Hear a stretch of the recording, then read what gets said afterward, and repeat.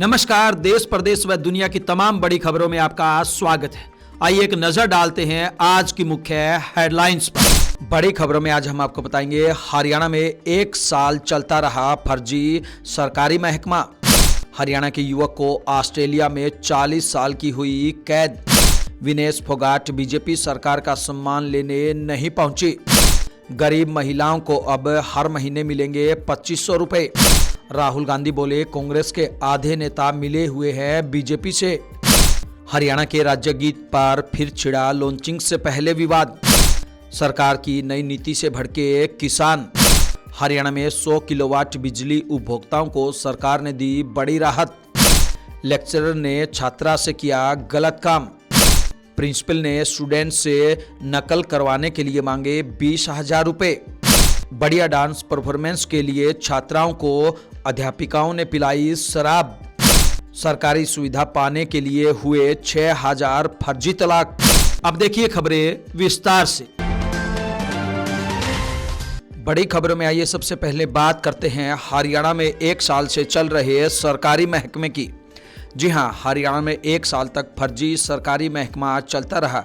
इसने न केवल सरकारी तरीके से फर्जी भर्तियां की, बल्कि उनसे फील्ड में काम तक करवाया। इसका हेडक्वार्टर भिवानी बनाया गया। जींद और यमुनानगर में भी ऑफिस खोले गए। भर्ती के लिए एग्जाम हिसार में लिए गए। इसके बाद चंडीगढ़ में इंटरव्यू और ट्रेनिंग कराई। फिर कर्मचारियों को फील्ड में सरकारी योजनाओं के बहाने वसूली के लिए भेज दिया। करीब 2 करोड़ रुपए भी इकट्ठे कर लिए। पूरे मामले का खुलासा तब हुआ जब फर्जी कर्मचारी का असली कर्मचारी से सामना हो गया। इसके बाद वह पुलिस के पास पहुंचा और फर्जी महकमे की पूरी पोल खोल दी। भिवानी पुलिस ने इस मामले में इनके 3 डायरेक्टर समेत 5 आरोपियों को गिरफ्तार कर लिया है। रेवाड़ी के रहने वाले एक युवक को ऑस्ट्रेलिया में जबरदस्ती शारीरिक संबंध बनाने के मामले में 40 साल की सजा सुनाई गई है। सिडनी की एक कोर्ट ने रेवाड़ी के बालेश धनखड़ को कोरियन महिलाओं के साथ गलत काम करने के मामले में यह सजा सुनाई है। धनखड़ ऑस्ट्रेलिया में भारतीय जनता पार्टी के समर्थक संगठन ओवरसीज फ्रेंड्स ऑफ बीजेपी का अध्यक्ष रह चुका है। आरोपी ने प्रधानमंत्री नरेंद्र मोदी के साथ कई कार्यक्रमों की फोटो भी अपने सोशल मीडिया पर पोस्ट की है। बालेश बतौर छात्र 2006 में ऑस्ट्रेलिया गया था, जहां उसने पढ़ाई के बाद कई बड़ी कंपनियों में डेटा विजुअलाइजेशन सलाहकार के रूप में काम किया। इसी दौरान उसने कोरियन मूल की 5 महिलाओं के साथ गलत काम किया। 2018 में बालेश धनखड़ को गिरफ्तार किया गया था। अंतर्राष्ट्रीय महिला दिवस के अवसर पर हरियाणा में पंचकुला स्थित रेड बिशप होटल में राज्य स्तरीय कार्यक्रम हुआ। मुख्यमंत्री नायब सिंह सैनी ने विभिन्न क्षेत्रों में उत्कृष्ट योगदान देने वाली 50 महिलाओं को सम्मानित किया। करनाल की समाजसेवी शांता रंगा को सुषमा स्वराज पुरस्कार से सम्मानित किया गया। उन्हें 5 लाख रुपए कैश भी दिया गया। कार्यक्रम में नायब सिंह सैनी ने मंत्री श्रुति चौधरी और आरती राव के साथ सेल्फी भी ली। उन्होंने श्रुति चौधरी, आरती राव और कालका से भाजपा विधायक शक्ति रानी शर्मा को कैबिनेट का हीरो बताया। पहलवान और जुलाना से कांग्रेस विधायक विनेश फोगाट को खेल क्षेत्र में उपलब्धियों के लिए सम्मानित किया जाना था, लेकिन वह कार्यक्रम में नहीं पहुंची।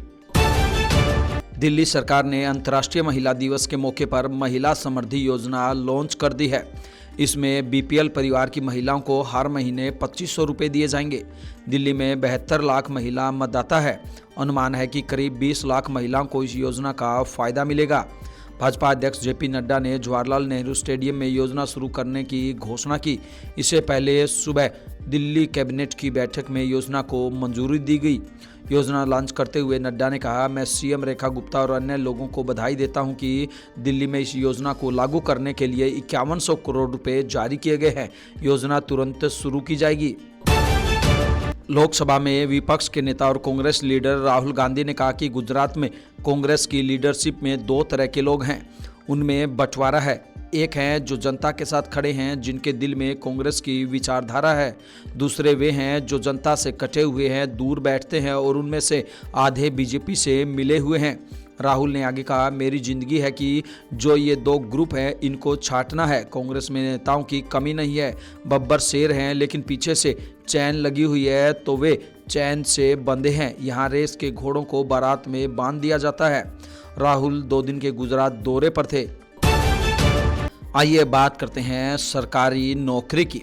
जी हां, राजस्थान कर्मचारी चयन बोर्ड ने चतुर्थ श्रेणी कर्मचारियों के लिए भर्ती 2024 का संशोधित नोटिफिकेशन जारी कर दिया है। इसके तहत 53,749 पदों पर भर्ती की जाएगी। हालांकि इससे पहले इस भर्ती के लिए 52,453 पद भरे जाने थे। इनमें से 48,199 पद नॉन टीएसपी और 5550 पद टीएसपी क्षेत्रों के लिए आरक्षित है। उम्मीदवार राजस्थान कर्मचारी चयन आयोग की ऑफिशियल वेबसाइट पर जाकर आवेदन कर सकते हैं। इसके लिए एजुकेशनल क्वालिफिकेशन 10वीं पास होना जरूरी है। वहीं 18 से 40 वर्ष के बीच में उनकी आयु होनी चाहिए। हरियाणा के पूर्व डिप्टी सीएम दुष्यंत चौटाला करनाल के रंभा गांव पहुंचे। इस दौरान मीडिया से बातचीत करते हुए दुष्यंत चौटाला ने हरियाणा के बजट सत्र को लेकर अपनी प्रतिक्रिया दी। उन्होंने कहा कि उम्मीद है कि जो बजट हम छोड़कर गए थे उसी को आगे बढ़ाने का मौका मिलेगा और हरियाणा को प्रगति का पथ प्राप्त होगा। जब कांग्रेस में विपक्ष के नेता को लेकर सवाल किया गया तो दुष्यंत चौटाला ने कांग्रेस पर जमकर निशाना साधा। उन्होंने कहा कि भारतीय जनता पार्टी ने दिल्ली और महाराष्ट्र में अपने मुख्यमंत्री बना लिए हैं, लेकिन कांग्रेस अब तक अपना विपक्ष का नेता नहीं चुन पाई। उन्होंने कहा कि इससे बड़ी कमजोरी कांग्रेस की और क्या हो सकती है। एक पार्टी जो खुद को राष्ट्रीय और दूसरी सबसे बड़ी पार्टी कहती है, वह एक नेता चुनने में इतनी असमर्थ क्यों है, यह सोचने का विषय है। झज्जर में युवक की गोली मारकर हत्या करने का मामला सुलझ गया है।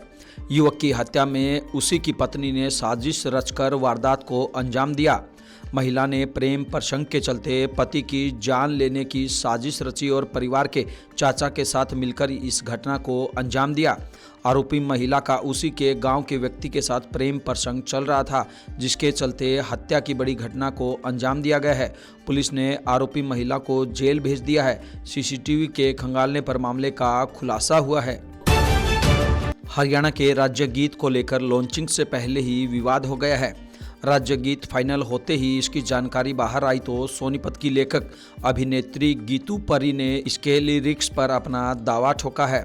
परी ने कहा कि राज्य गीत में लिखे लिरिक्स उनके गीत से मिलते जुलते हैं। हरियाणा के लिए गर्व की बात है कि प्रदेश का अपना राज्य गीत लॉन्च होने जा रहा है, लेकिन गीत में लिरिक्स उनके हैं तो उन्हें भी क्रेडिट दिया जाना चाहिए। वहीं फतेहाबाद के ढिंगसरा गांव निवासी कृष्ण कुमार ने भी गीत पर अपना दावा ठोका है। उन्होंने कहा कि मैंने गीत को लिखा था, अब किसी और को क्रेडिट मिल रहा है।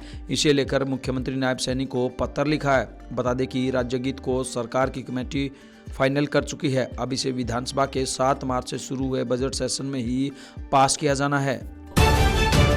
भारतीय किसान यूनियन ने सरकार के खिलाफ प्रदर्शन किया। प्रदेश अध्यक्ष रतन मान ने सरकार पर मंडियों को खत्म करने की साजिश रचने का आरोप लगाया और कहा कि केंद्र सरकार द्वारा बनाई गई कृषि विपणन मंडी नीति दरअसल उन्हीं 3 कृषि कानूनों का नया रूप है, जिन्हें किसानों के भारी विरोध के बाद वापस लेना पड़ा था। उन्होंने सरकार को चेतावनी देते हुए कहा कि अगर यह नीति लागू हुई तो मंडियां खत्म हो जाएंगी और फसलों की खरीद व्यवस्था पूरी तरह से कारपोरेट्स के हाथों में चली जाएगी। हरियाणा विद्युत विनियामक आयोग ने राज्य में हरित ऊर्जा को बढ़ावा देने के लिए हरित ऊर्जा ओपन एक्सेस विनियम 2023 में एक महत्वपूर्ण संशोधन किया है। यह संशोधन तत्काल प्रभाव से लागू हो गया है। इसका उद्देश्य स्वच्छ ऊर्जा स्रोतों तक पहुंच को सरल और व्यापक बनाना है, जिससे एक अधिक सतत और कुशल विद्युत आपूर्ति प्रणाली सुनिश्चित की जा सके। संशोधन के तहत अब 100 किलोवाट या उससे अधिक स्वीकृत भार वाले उपभोक्ता, चाहे वे एकल कनेक्शन या एक ही विद्युत प्रभाग में स्थित बहु कनेक्शनों के माध्यम से हों, हरित ऊर्जा ओपन एक्सेस के लिए पात्र होंगे। इसके अतिरिक्त कैप्टिव उपभोक्ताओं जो अपनी आवश्यकताओं के लिए स्वयं नवीकरणीय ऊर्जा का उत्पादन करते हैं को अब ऊर्जा आपूर्ति पर किसी भी प्रकार की सीमा का सामना नहीं करना पड़ेगा। यह संशोधन उद्योगों और व्यवसायों को हरित ऊर्जा को अपनाने में अधिक स्वतंत्रता और सुविधा प्रदान करेगा। दशकों से चले आ रहे हरियाणा और उत्तर प्रदेश के बीच सीमा विवाद के अब सुलझने की उम्मीद है। इसके लिए सरकार की ओर से डिमार्केशन कॉलम यानी कि सरहद बंदी के लिए 7 करोड़ 75 लाख रुपए की वित्तीय स्वीकृति दे दी है। इस परियोजना को अब डिटेल्ड एस्टीमेट की मंजूरी का इंतजार है, जिसके बाद काम शुरू करने के लिए टेंडर जारी किए जाएंगे। दोनों राज्यों के बीच यह भूमि विवाद 1950 के दशक से चला आ रहा है, जिस कारण अक्सर किसानों के बीच हिंसक झड़पें होती रहती हैं। यमुना नदी के लगातार बदलते मार्ग से उलझन को और बढ़ा दिया है, क्योंकि हरियाणा के किसानों द्वारा खेती की जाने वाली भूमि अक्सर यूपी की तरफ चली जाती है। हरियाणा के सरकारी अस्पतालों में डॉक्टरों की कमी काफ़ी हद तक अब पूरी हो जाएगी। प्रदेश के मुख्यमंत्री नायब सिंह सैनी द्वारा चयनित डॉक्टरों को नियुक्ति पत्र दिए गए। इसके लिए नव चयनित डॉक्टरों को पंचकुला बुलाया गया था, जहां पर देवीलाल स्टेडियम में सीएम द्वारा डॉक्टरों को नियुक्ति पत्र दिए गए। इसके बाद इनको स्टेशन भी अलॉट कर दिए गए। सरकार द्वारा करीब 571 डॉक्टरों को पत्र दिए गए। प्रदेश में डॉक्टरों की भारी कमी है, इसलिए रिक्त पदों को भरने के लिए सरकार द्वारा करीब 6 माह पूर्व 777 मेडिकल ऑफिसर की नियुक्ति किए जाने संबंधी अधिसूचना जारी की गई थी। इसके बाद लिखित परीक्षा आयोजित की गई थी। इस परीक्षा में 5,994 ने मेडिकल ऑफिसर भर्ती परीक्षा पास भी कर ली थी। इनमें से 777 MO भर्ती किए जाने थे, मगर 206 डॉक्टरों ने अपनी आगे की पढ़ाई करना ही बेहतर समझा तथा डॉक्यूमेंट वेरिफिकेशन के लिए नहीं पहुंचे। हिसार जिले के नारनौल क्षेत्र में एक बड़ा मामला सामने आया है। पुलिस चौकी खेड़ी चोपटा ने भैंस खरीदने में धोखाधड़ी के आरोपी को प्रोडक्शन वारंट पर लिया है। मामले की सूचना पर पहुंची पुलिस ने आरोपी को प्रोडक्शन वारंट पर लेकर उसके कब्जे से 2 भैंस बरामद की है और उसे कोर्ट में पेश कर जेल भेज दिया है। नारनौल पुलिस ने भैंस खरीदकर 8 लाख रुपए की धोखाधड़ी करने वाले आरोपी रोहतास के धमतान जिला जींद को प्रोडक्शन वारंट पर लिया था। पुलिस प्रवक्ता के अनुसार आरोपी ने गत दिनों पहले गांव गुराना से भैंसों का व्यापारी बनकर भूपेंद्र पुत्र बजय सिंह के गुराना से करीब 8,36,000 रुपए की 8 भैंसें झूठ बोलकर खरीदी थी। हरियाणा विद्यालय शिक्षा बोर्ड के नवनियुक्त चेयरमैन डॉक्टर पवन कुमार ने अपना पदभार संभाल लिया है। इस दौरान अनेक लोगों ने उनका स्वागत किया। पदभार संभालने के बाद चेयरमैन डॉक्टर पवन कुमार ने कहा कि 10वीं व 12वीं की चल रही परीक्षाओं में मॉनिटरिंग सिस्टम को बढ़ाया जाएगा ताकि परीक्षाओं में पारदर्शिता बनी रहे। बोर्ड परीक्षाओं में पेपर आउट के मामलों में राज्य सरकार व शिक्षा बोर्ड के स्तर पर पहचान करके नकल करवाने में संलिप्त निरीक्षक, छात्रों व अन्य कर्मचारियों व पुलिसकर्मियों पर बड़ी कार्रवाई की गई है ताकि बोर्ड परीक्षाओं में नकल में हस्तक्षेप को समाप्त किया जा सके। बोर्ड चेयरमैन ने बताया कि हरियाणा प्रदेश में 10वीं के गणित के पेपर में सिलेबस से बाहर से प्रश्न पत्र आने के मामले को लेकर कमेटी बनाकर सब्जेक्ट एक्सपर्ट की राय ली जा रही है। उसके आधार पर यह निर्णय लिया जाएगा कि 10वीं के मैथ के पेपर के विद्यार्थियों को ग्रेस मार्क्स दिए जाए या नहीं। सिरसा जिले के डबवाली क्षेत्र में कॉलेज के एक लेक्चरर ने छात्रा के साथ गलत काम किया है। छात्रा ने इसकी शिकायत महिला थाना में दी थी। पुलिस ने केस दर्ज कर छानबीन शुरू कर दी है। फिलहाल लेक्चरर को गिरफ्तार नहीं किया जा सका है। जानकारी के अनुसार डबवाली के डॉक्टर BR अम्बेडकर सरकारी कॉलेज में कॉमर्स विभाग के लेक्चरर गुरमेल सिंह पर दुष्कर्म व अन्य धाराओं में केस दर्ज किया गया है। कॉलेज में BA द्वितीय वर्ष में पढ़ रही एक लड़की ने उनके खिलाफ शिकायत दी थी। लड़की ने लेक्चरर की कारस्तानी की जानकारी पहले अपने परिवार को दी। इसके बाद परिवार के सदस्य छात्रा को लेकर महिला थाने पहुंचे। पुलिस अब मामले की जांच कर रही है। कॉलेज प्रशासन की ओर से भी इस मामले में कार्रवाई की जानी बाकी है। हरियाणा के नूंह जिले का माउंट अरावली पब्लिक स्कूल 34 फर्जी स्टूडेंट के पकड़े जाने के मामले में सुर्खियों में आया था।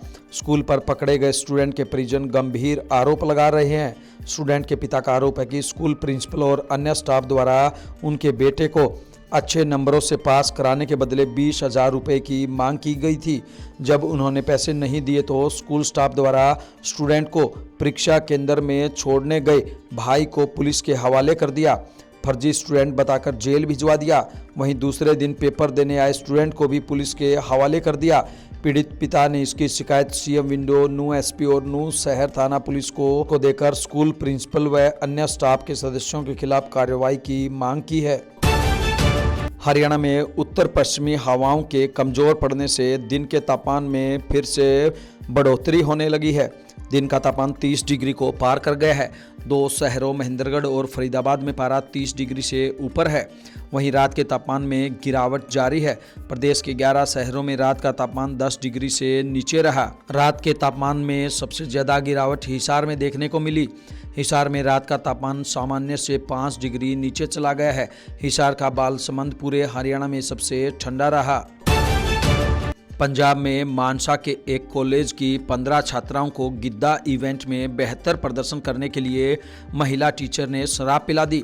सभी छात्राएं इवेंट के लिए महाराष्ट्र गई हुई थी। छात्राओं का आरोप है कि टीचर ने उनसे कहा कि ये दवाई है, इससे परफॉर्मेंस बढ़िया होगी। जब उन्होंने वह चीज़ पी तो चक्कर आने लगे। इसके बाद पता चला कि यह शराब है। जब उन्होंने इसका विरोध किया और प्रिंसिपल से शिकायत की तो टीचर ने करियर बर्बाद करने की धमकी दी। अब छात्राओं ने दोबारा इसकी शिकायत कॉलेज प्रिंसिपल से की है। पीड़ित छात्राओं के समर्थन में अखिल भारतीय छात्र संघ भी आ गया है। संघ पदाधिकारी ने इस मामले में जांच कर दोषी टीचर पर कार्रवाई करने की मांग की है।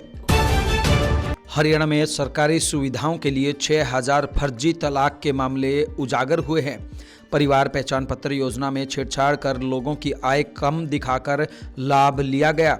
झज्जर पुलिस ने इस मामले में 5 आरोपियों को गिरफ्तार किया और VPN सिस्टम लागू किया। प्रशासन ने दोषियों पर सख्त कार्रवाई का वायदा किया है। जांच में सामने आया है कि करीब 6000 जोड़ों ने तलाक के फर्जी कागजात बनवाकर अपने परिवार की पहचान को अलग अलग दिखाया है।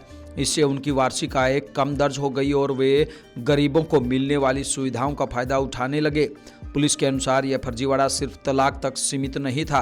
12,000 से ज़्यादा परिवार पहचान पत्रों में छेड़छाड़ की गई है। कई मामलों में एक ही व्यक्ति अलग अलग फैमिली ID में शामिल पाया गया है। इन तमाम खबरों को लेकर आपकी क्या कुछ राय है, आपकी क्या कुछ प्रतिक्रिया है, आप हमें कमेंट बॉक्स के माध्यम से जरूर बताएं। ब्यूरो रिपोर्ट, बिंदास हरियाणा।